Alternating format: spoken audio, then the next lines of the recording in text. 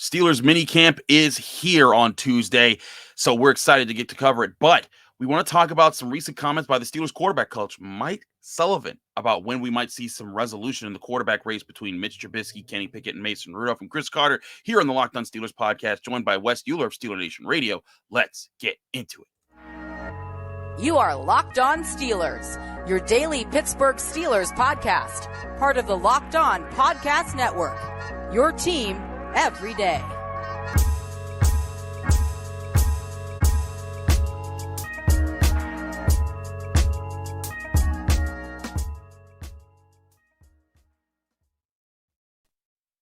And welcome to the Locked On Steelers podcast. I'm your host, Chris Carter, bringing you your daily dose of all things on the Pittsburgh Steelers. As always, you can find this show on Apple, Spotify, Google Podcasts, Odyssey, and YouTube. If you're watching this video on YouTube, hit the like button if you're enjoying the video. Hit the subscribe button to our YouTube channel to get all of our daily Monday through Friday episodes, as well as our bonus content, which includes bonus questions, as well as breaking news content that we release whenever they happen. We thank you for making the Locked On Steelers podcast your first listen every day. Joining me, a familiar guest, our guy we try to have on every week, my man, Wes Euler of Steeler Nation Radio and the Ears and Beers podcast. Wes, how you doing?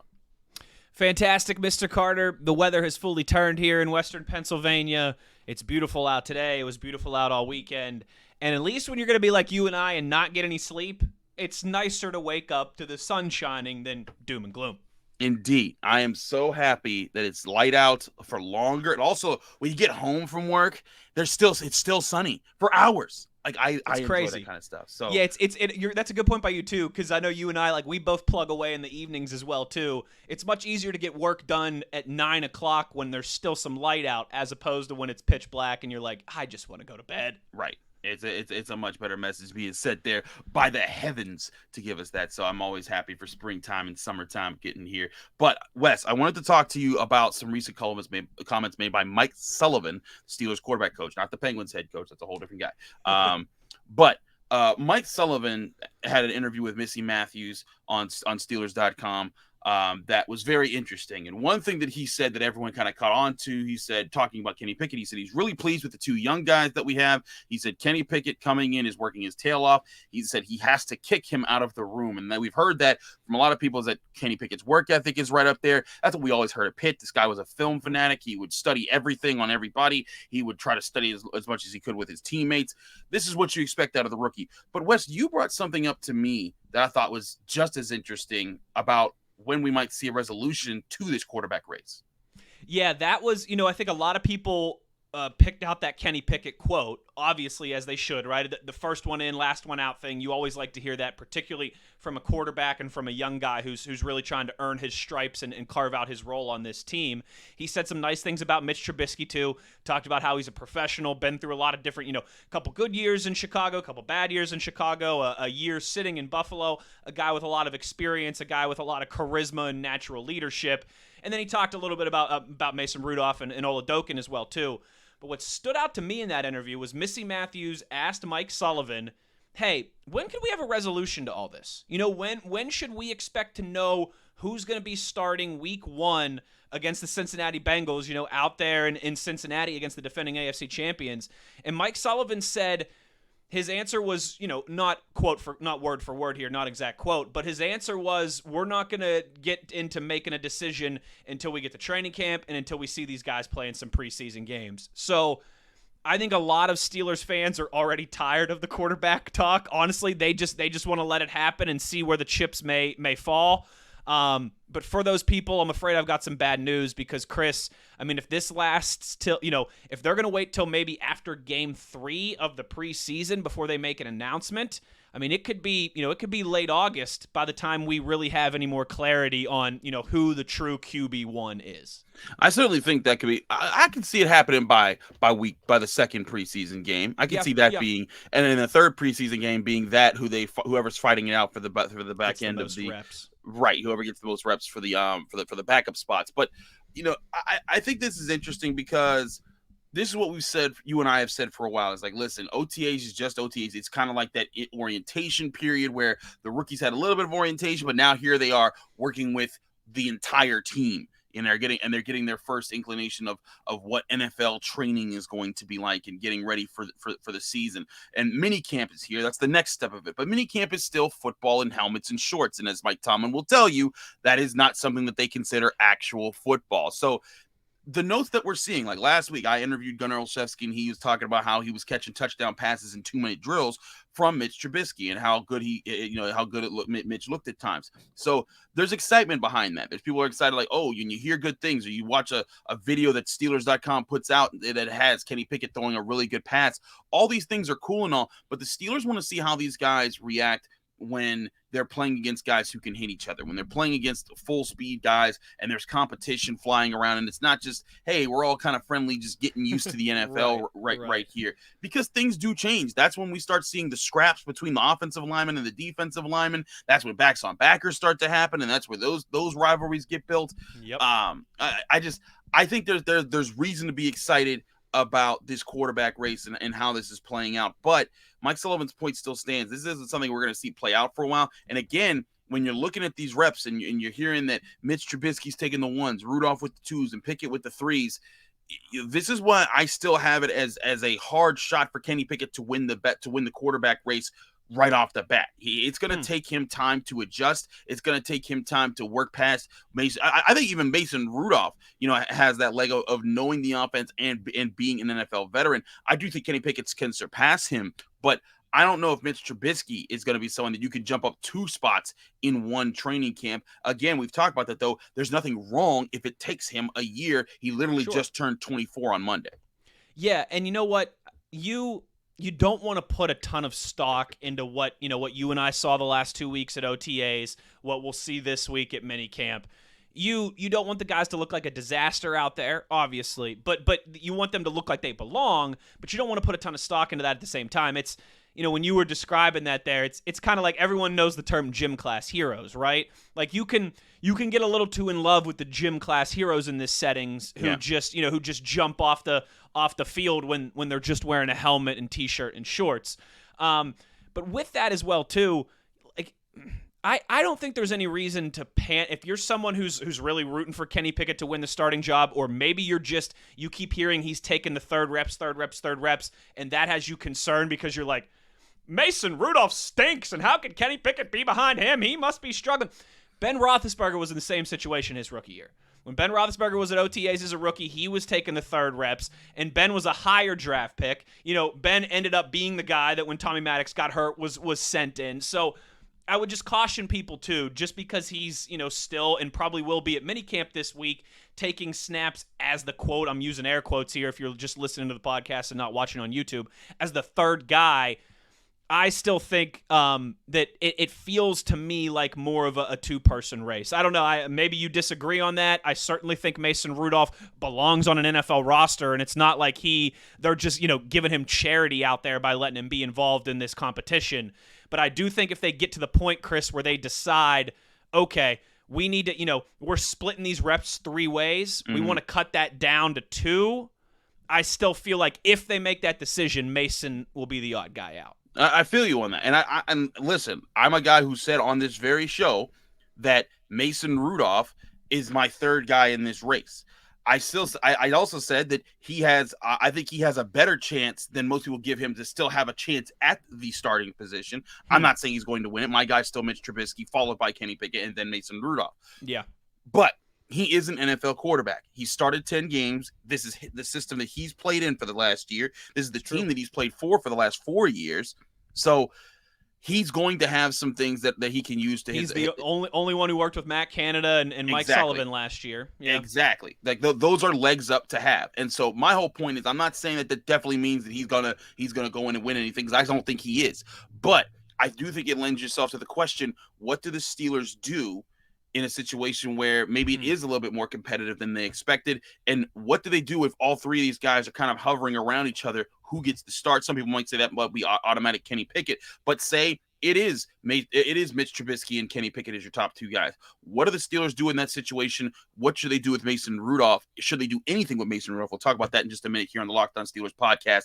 But first, we got to talk to you guys about BlueNile.com. BlueNile.com, of course, is the place to go when you're trying to celebrate a milestone moment with fine jewelry, and you can find jewelry as unique as her with modern convenience of online shopping at BlueNile.com. Blue Nile has simple online tools that let you choose the diamond shape, size, and clarity, as well as setting style. Blue Nile's bench jewelers will then handcraft her perfect engagement ring. Each ring is one of a kind. Looking for fine jewelry but having trouble choosing? Blue Nile has jewelry experts on hand 24/7. They're available via phone or chat to help you find a memorable gift at every budget. Make your moment sparkle with jewelry from BlueNile.com, and Locked On Sports listeners will get $50 off purchases of $500 or more. This podcast includes exclusive engagement rings, and you can use the promo code Locked On to get this promotion. Again, that's LOCKEDON, Locked On. Plus, every order is insured, ships free, and arrives in discreet packaging that won't give away what's inside. Shop stress-free and find your forever piece at BlueNile.com today. We're also brought to you by RockAuto.com. Save time and money when you're using RockAuto.com. Why choose to spend 30%, 50%, or even 100% more for the same parts from a chain store or a car dealership? For example, a Honda Odyssey fuel pump can run you $353 at the chain store, but on RockAuto.com, it's just $216. That's a lot of savings.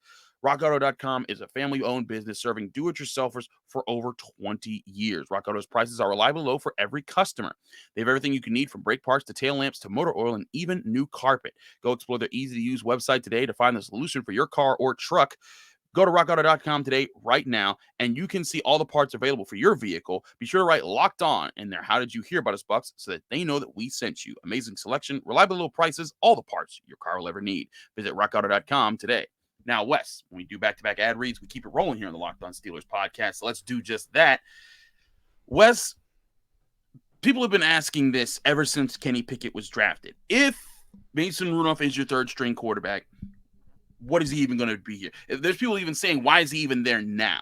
Like, shouldn't he just be depressed? Shouldn't he just be upset with the Steelers that they signed Mitch Trubisky and they drafted Kenny Pickett, and it's just there's no space for him if they went and got two guys after him? And while I'll say, okay, yeah, sure, you could put on a pouty face for a little bit, like, dang, like they went and got two dudes, like and really three dudes when you consider a lot of him, but he's not going to be pushing for any starting time. But you look at that, sure, you could put on a sour face and be upset about that and mope around, but Mason Rudolph isn't doing that, and I think he's to be commended for that. He's coming to OTAs, he's working, he's not giving up, he's talking to reporters, he's looking at this as, hey, I'm still in this and we're all working together. And he's even talked about last week about helping Mitch Trubisky understand the playbook, helping Kenny Pickett understand what it's like to be in the NFL. He's handling those things well. But should the Steelers look really hard into shipping him if what you suggest happens, where it's a two-man race and it's Mitch Trubisky and it's Kenny Pickett, and you're sitting there saying, hey, we need to make sure that both of these guys are getting the majority of the reps. Mason, you're kind of the third guy. Just hang around. If we need you, we need you. Should the Steelers look to move on from him in that situation, Wes? I think they should, if that's the situation. And I think Mason would probably agree. Like I think you and I, but after being a number two, after being an understudy for a few years like he has been, as you mentioned, he's started 10 games in the National Football League. Yeah. It's not like he's started 1 or 2 games in the National Football League. He's going to go somewhere where he at least thinks he has a shot to see the field. Maybe not as a starter, but even if he feels like he's number 3 in Pittsburgh, he's probably going to be thinking to himself, all right, well, you know what? I could at least go be a backup somewhere else, and maybe I'll get to play a couple games. Everything that Mason Rudolph has said ever since the end of last season, ever since Ben's retirement, is that, he wants this job. He wants to be a starter in the NFL. And again, I know a lot of people will hear that and chuckle, and that's your right to your opinion. If Mason believes in himself that way, he believes in himself that way.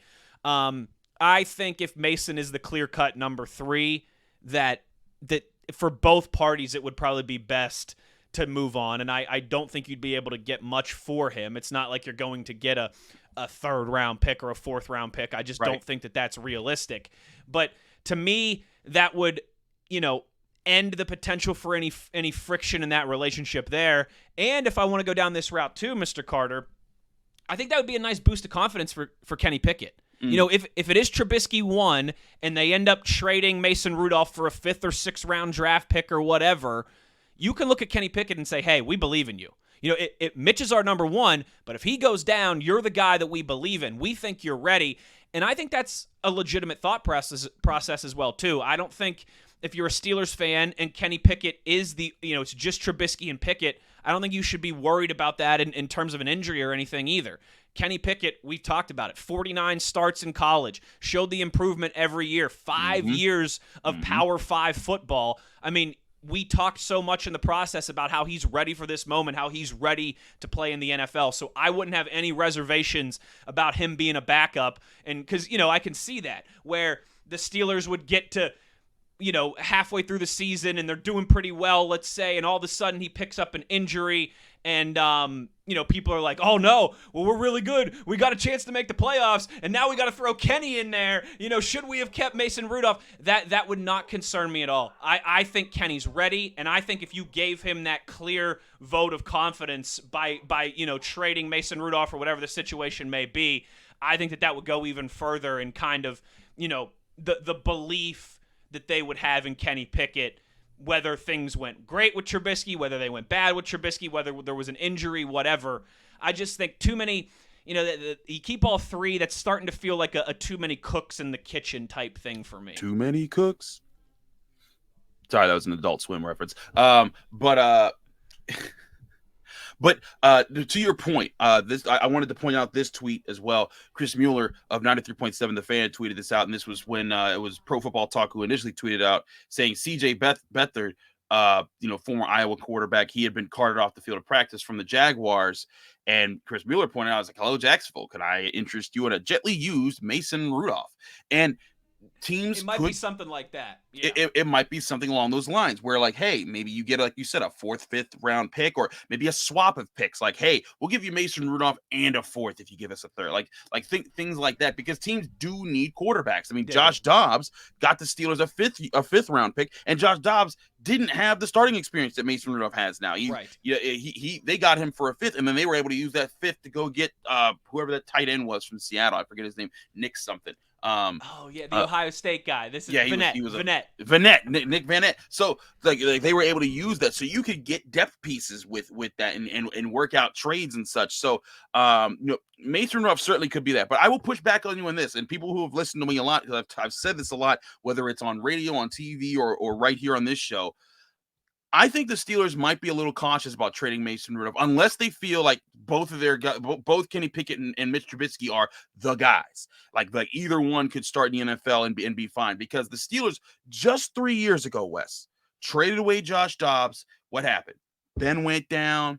Mason went down. It's true. They were down to Devlin Hodges. And so they might want to say, you know what? We want 3 quarterbacks on this roster, especially also because you look at the situation right now. When Ben Roethlisberger had a bad game, you never pulled him. Why? He was your franchise guy. He was Ben Roethlisberger, two-time Super Bowl champion quarterback. You allowed him to go back out there and fight for his game see if he could bounce back. And sometimes it even paid off for the Steelers. There were sometimes he had terrible games, and somehow he would just wake up at the end and say, "Oh yeah, I can do this," and make the play. That Jacksonville in 2018, right? Yes, yeah, that's a perfect example. They stunk for 3 quarters, and then all of a sudden, in the last quarter, he was like, "Oh, that's right. All right, I put the team on my back. Let's do this." Yeah, exactly. So Ben did that. But do the Steelers give Mitch Trubisky or Kenny Pickett that kind of a leash in a game, especially when it comes to crucial games? Because you might be sitting there like, look, Ben got that, but you got to earn that kind of respect. Sure. I could see a situation where,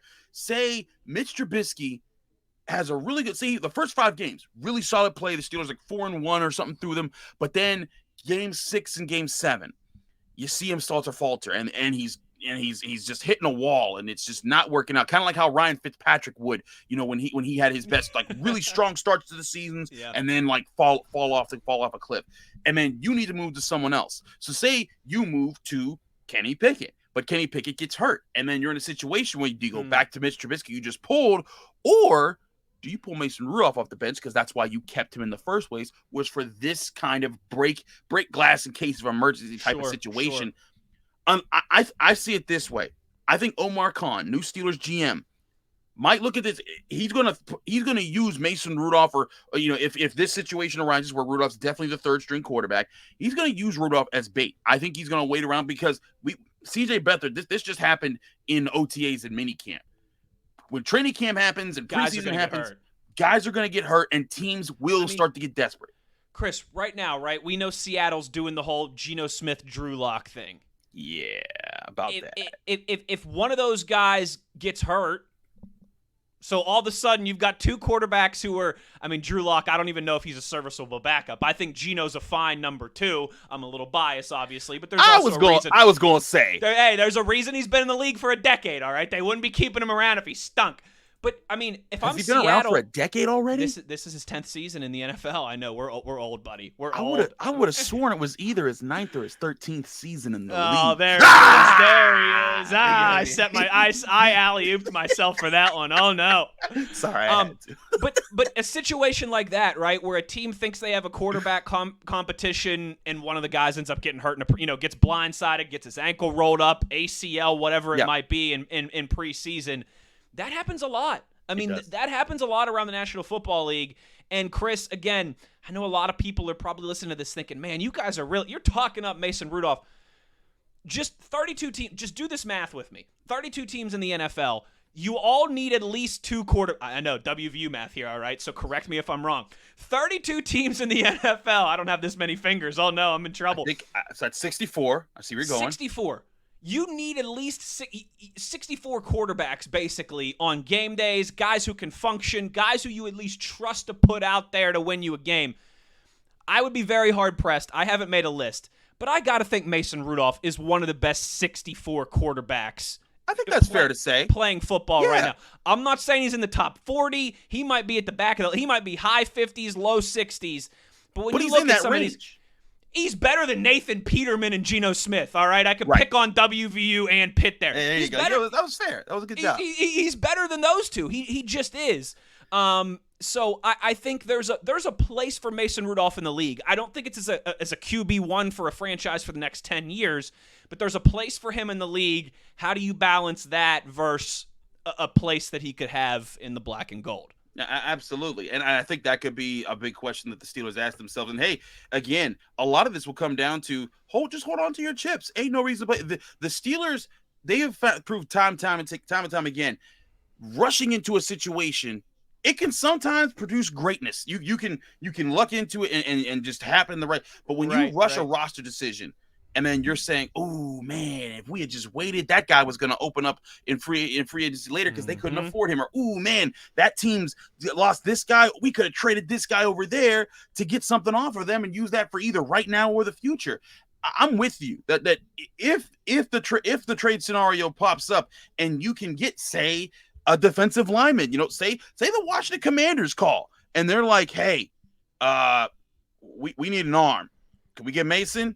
All right, can we get Deron Payne? We'll give you like a draft pick or something. Bet. And bang, bang, boom, you get your new interior defensive line presence who's 25 years old.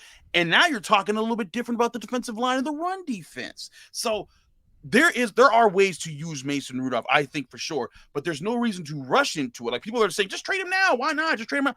Wait until somebody's desperate enough to come get him. Right now, because Mason Rudolph right now is not attractive enough to say, oh yeah, we're just gonna here's a second round pick. He is attractive. He's a handsome dude, but attractive as a football.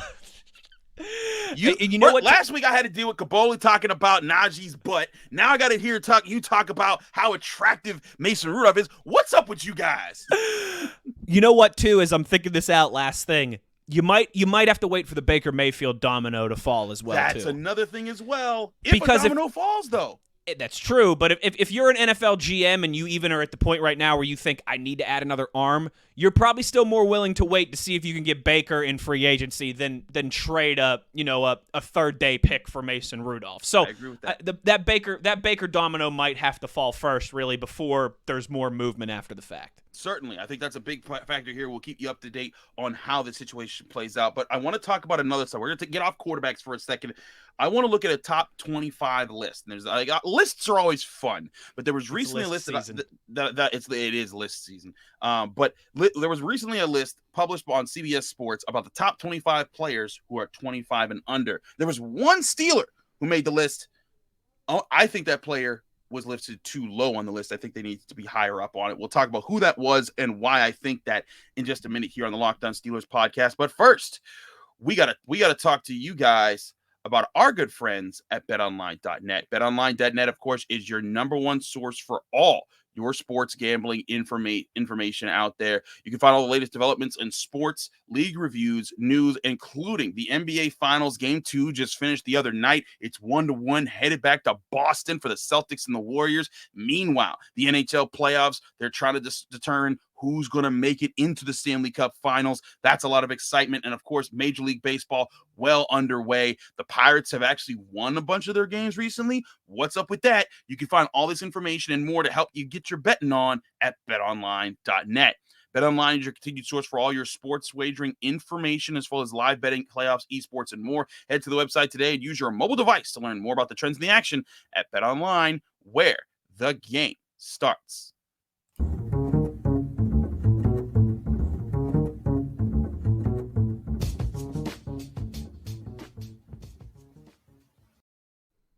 Back here on the Locked On Steelers podcast, I'm your host, Chris Carter, here with Wes Euler of Steeler Nation Radio. Wes, I was talking about a list at the tease and at the end of the last segment, and this was a list I actually wrote about for SteelersNow.com, so go to SteelersNow.com if you want to read that, as well as more coverage. We'll also have all of our updates on Steelers mandatory minicamp, which starts today, so we'll be there live. But this is a list composed by Cody Benjamin of CBS Sports, and this was the top 25 players who are 25 and under. Now, this unique content right here, I tell you. Exactly. No one's ever thought of this before. One's ever done anything like this. Right. But I do think it's interesting to look at a list like this and say, okay, who gets on this list? Because these are the young stars, the future of the league, if you will. So, of the 25 players, there was one Steeler mentioned, and it was Minkah Fitzpatrick, who is 25 years old right now. He will turn 26 in the middle of the season. But Minkah Fitzpatrick was listed 19th on the list. He was the highest rated safety ahead of Jesse Bates, and I believe there was one more, Jeremy Chin of the Panthers. So there were three safeties that made the list, but he was the 7th ranked defender on the list. He's behind Fred Warner. He's behind Micah Parsons. He's behind Chase Young, Roquan Smith, and then I believe it was Jaire Alexander, and Nick Bosa. Those were all the defensive players that were listed ahead of him. Now, ahead of him also, there's quarterbacks, Justin Herbert, Lamar Jackson, Joe Burrow, receivers, Jamar Chase. I was gonna say, is Jamar Chase number 1 on the list? So actually, let me read the list out for y'all. Herbert is number 1. Lamar Jackson is number 2. Joe Burrow, number 3. Nick Bosa, number 4. Justin Jefferson is number 5. He was listed Jamar Chase. ahead of Jamar Chase, who was number 6, followed by Tristan Wirfs of the Buccaneers, offensive tackle. Kyler Murray at 8. Right. Jaire Alexander at 9, and Jonathan Taylor, Colts running back, at 10. Yeah, pretty impressive list. There. I am surprised. Some good names there. Yeah. Yeah. There's a lot of names there. But here's my thing, Wes. Of all the players on the list, the one player who's made multiple All-Pros already? I was going to say, Minkah Fitzpatrick's resume stacked up to most of those guys. I mean, you would take where he's at in his career compared to that. Like you mentioned, Micah Parsons. Micah Parsons had an amazing rookie season. I mean, he was unreal for the Cowboys, but he's also only done it one time. Yep. And there's some truth to that. Don't crown a guy off of 1 year. And I'm not naive. It's a 25 under 25 list, so you're going to have some guys who just finished out their rookie season. But that to me seems like poo-pooing Minkah a little bit when you've got some guys who, albeit have had one great year, but you've got Minkah, who's already been a multiple-time first-team All-Pro, already been recognized as the best at his position more than once, and he's only 25 years old. That just seems a little asinine to me. And the one time he was enlisted was when the Steelers' run defense was so bad he had to become the team's leading tackler and have the most tackles by a defensive back in franchise history for a single season. So this is a guy who helps in a lot of different ways. This is a guy who was a complete game changer for the Steelers over the last several years. I look at this, and again, it's a list by a guy named Cody Benjamin of CBS Sports. Cody Benjamin. Okay, point taken. But that's my point. I'm not trying to be a jerk. No, but seriously, it's like, hey, it's a guy. He's giving his opinion out there. It's just a list. But I do think this taps into not just nationally, but I think even locally, there's a lot of people that are like, I don't think Minkah Fitzpatrick's that good because they're now removed by a year of him being first team All Pro back-to-back seasons. I really think that if the Steelers can solve their run defense problems, and this stems from a few things. One, who replaces Stephon Tuitt? Does the defensive line improve from last year? I think that they will improve. What happens with the linebacker position? Do Devin Bush and Miles Jack really form a strong pair? I talked about that yesterday with Merrill Hodge calling out Devin Bush, and maybe he might have been a little overzealous in doing so. But if those two things are there, that then allows the Steelers secondary to play more to their strengths. Whereas last year, they had to come up and help in the run because the front seven was getting blown up a lot, and they finished dead last in run defense. Now, if Minkah Fitzpatrick can get back to being that center fielder, just plug him in the middle of the field and let him read the quarterback's eyes, and he's going to go get the ball. That's the kind of guy that you want him to be. If he can be that again, he'll be right back up there in All-Pro territory, at least in my opinion. I think that's well said by you, and I feel like you and I have probably discussed that at some point over the offseason in this podcast. I mean, so much of what they asked Minkah to do last year changed. It did. And teams didn't need to hit that big play against the Steelers like they have in the past. That's why we talked about that Ruggs play against the Raiders for weeks. Because it so rarely has happened under Minkah Fitzpatrick's tenure here in Pittsburgh. Meanwhile, you're getting gashed in the run by frickin' Frack from Detroit at times, right? Like they were kind of all hands on deck in that department and trying to stop the bleeding in the run game. You get that turned back around and you're just league average. You're just 15th, 16th best run defense in the NFL. I think all of a sudden you could start using Minkah as that chess piece center fielder like you've mentioned, and that's when the splash comes back. And obviously that's when the Steelers are able to really pay, which is insane thinking about how much they've struggled to stop the run the last 2 years, and they've still led the league in sacks while doing so. Like, if you can get all that working copacetically, as Craig Wolfley would say, together, that is, again, that's how you have the defense that you had in 2019 when you had the best unit in the league, and they were truly elite, and they kept you in every single game that you played. And honestly, Chris, probably not the entire year, but maybe especially early on this season, you might need them to be that defense again while the offense gets on the same page and figures things out with a really young unit and a new quarterback and Matt Canada having, much more control than he did last year. That is my hope for the defense and my hope for Minkah because, listen, I know some people, he's not Troy Polamalu and he's not Ed Reed. Okay, well, There's maybe one or two guys in the history of the league that you can put in a conversation with those two, but Minkah Fitzpatrick is still really bleeping good, like best safety in the league good when he's allowed to do, to play to his strengths. And as you mentioned, leading the team in tackles is not his strength. He did it because he had to. But I think he's going to get back to being that playmaker at the top level that was so huge to the Steelers, in 2019 and in 2020. Three guys that Cody Benjamin listed for the Steelers who were on the maybe next year list were Najee Harris at 24 years old, Pat Freiermuth at 23 years old, and Chase Claypool at 24 years old. Interesting considerations there. Again, when you're looking at the guys, Jeremy Chin was 25, CeeDee Lamb was 24. I could easily say, Chase Claypool did not have the kind of year that makes you say, oh, yeah, he's a top 25 player that's under 25 years or 25 years and younger. Najee Harris. Najee's the one for me. I feel like, and again, we saw this last week when we brought you on the show and we were talking about his weight and how a lot of analysts always come out of the woodwork when it's time to criticize Najee Harris. Oh, I didn't like his yards per carry or how many yards he got before contact on average last year, and start bringing up those random numbers. He's like, yeah, but he had 1,200 yards on the ground with no offensive line and no passing game. So what are we really talking about here? And he was a receiving threat for the Steelers. Without him, they probably lose at least 4 or 5 more games and put themselves in a spot where they don't even come close to the playoffs. But to me, that brings his value up. I understand my Freiermuth. There's a lot of excitement, and he could be a top 5 tight end in the NFL this season, and be a game changer. But Najee Harris was the one that I thought he put in enough to make this list. But hey, we'll see. This year, the Steelers got one more year. He'll be up there with Jonathan Taylor, baby. I think it will be interesting to see. I don't know if he's going to be up there with Taylor because Quentin Nelson and that offensive line for the Colts are on another level, and they open up some holes. But if Najee Harris does have a stronger year and finds a way to take a step forward from where he was last year, watch out, man, because then I do think he will be climbing up lists like these really quickly. He's the one for me. He showed glimpses of it last year, and he did it with an offense that was struggling to move the football and an offensive line that was, let's just say, not very good. You get those things moving in the right direction. The offensive line, particularly the interior of that line, improves with Mason Cole and James Daniel, and maybe Kevin Dotson starts to fulfill that potential that we all thought he had this time a year ago. Those guys stay healthy. You're fortunate in that regard. Najee, to me, really stands out as the one who could burst onto the scene this year. Not, again, like you said, not that we're all not high on Pat Freiermuth. We all are. We think that this guy can be one of the best tight ends in the league. It's still a little bit harder to shine at that position unless you're doing Kelsey and Gronk and Kittle type things. Yeah. And Chase Claypool, we all know he's got the tools and he's got the frame and he's got the skill set.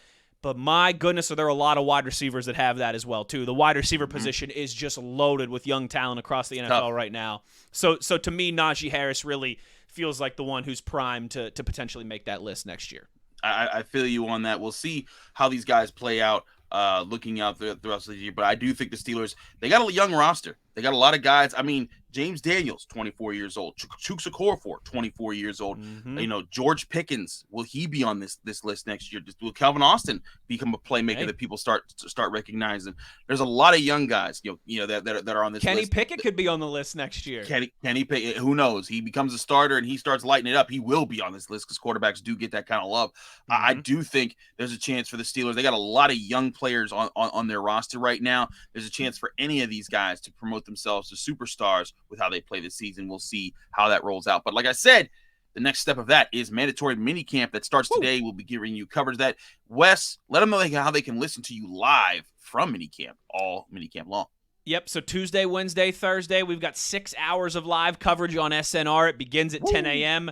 with myself and Arthur Moats. We have 3 hours of live shows right there. I mean, Chris has seen our setup. We are spoiled. We are 10 feet away from the field, and we're in shade. In the shade. In shade and 10 feet away from the field, and we get to sit down. I mean, it's like a clear the bases over here, baby. They're rolling out the red carpet for us. So all week at minicamp, again, beginning at 10 a.m. That's Eastern time, obviously. iHeartRadio, website and app, Steelers.com, Steelers mobile app, or if you can't listen live, just search Steelers Blitz wherever you get your podcasts. You can find us there, uploaded every single day as well. Absolutely. Do check them out. Wes does a lot of great work. Also, check out the Ears and Beers podcast he does with Adam Crowley promoting West Virginia sports, talking about them, saying everything's going on. So do check out Wes Euler. Wes, thanks for being on the show, and thanks for always doing this. I will see you all week long at minicamp. Yeah. It's going to be exciting. You can find me, Chris Carter, on Twitter and Instagram at Carter Critiques. You can find this show, the Locked On Steelers podcast, on Apple, Spotify, Google Podcasts, Odyssey, and YouTube. Watch this video on YouTube if you enjoyed it. If you enjoyed it, hit the like button. You can also subscribe to our YouTube channel to get all of our daily Monday through Friday episodes, including our bonus episodes and our breaking news content when it's time to release that, like we did with Stephon Tuitt last week. If you want to help out the show even further, go on Apple Podcasts, leave us a 5-star review with a positive comment. Do both at the same time. We get you a shout out at the end of the show. Thanks again for everyone for checking us out. Be back tomorrow with your Pittsburgh Steelers, giving you the first look at what's happening at minicamp with the Steelers on their practice facilities on the South Side. We'll see you then.